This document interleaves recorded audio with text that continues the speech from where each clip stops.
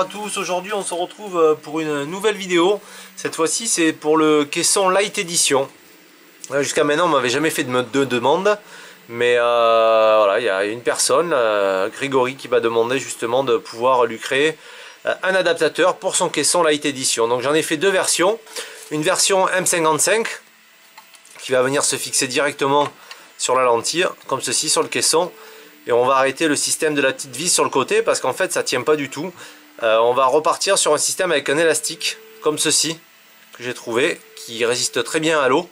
Et on va pouvoir venir englober le caisson directement tout autour comme ceci pour vraiment le maintenir à l'intérieur. Donc là on voit déjà que j'ai mis la bague. Elle est déjà installée, là c'est du 55. Toujours pareil, hein, pour l'installer on la met à plat sur la table. On vient légèrement appuyer pour bien la caler comme il faut et bien à la verticale. Et ensuite petit à petit on appuie comme ça de chaque côté, comme ceci. Vous voyez, légèrement sur une table en bois, quelque chose de bien dur, pour la faire rentrer, qu'elle soit vraiment à la verticale de l'adaptateur. Donc voici pour le M55. J'en profite pour faire une vidéo pour deux articles. Là on a pour notre filtre rectangulaire. Donc voilà le concept tout simple. Un filtre, un adaptateur. Je viens fixer l'adaptateur sur le filtre sur l'adaptateur.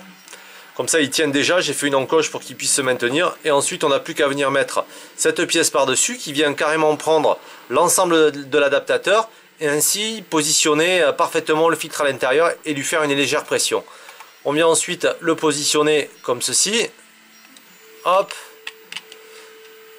Bon, le truc c'est qu'il n'est pas assez profond, il faut que je modifie un petit peu la cote finale. Voilà, et ensuite on vient comme ceci. Voilà, là il y est. Il n'est pas tout à fait, parce qu'en fait j'ai pas assez mis de matière ici, vous voyez.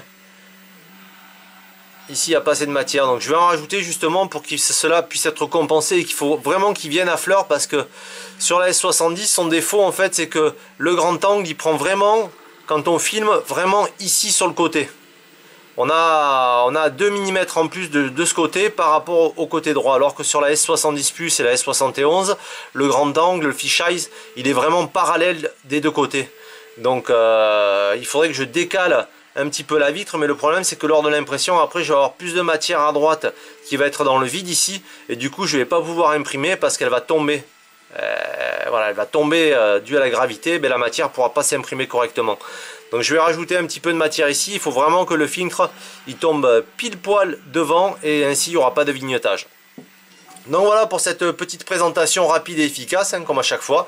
Je vous remercie à tous de m'avoir suivi, et puis on se retrouve très prochainement pour de nouvelles vidéos. Sur ce, ciao.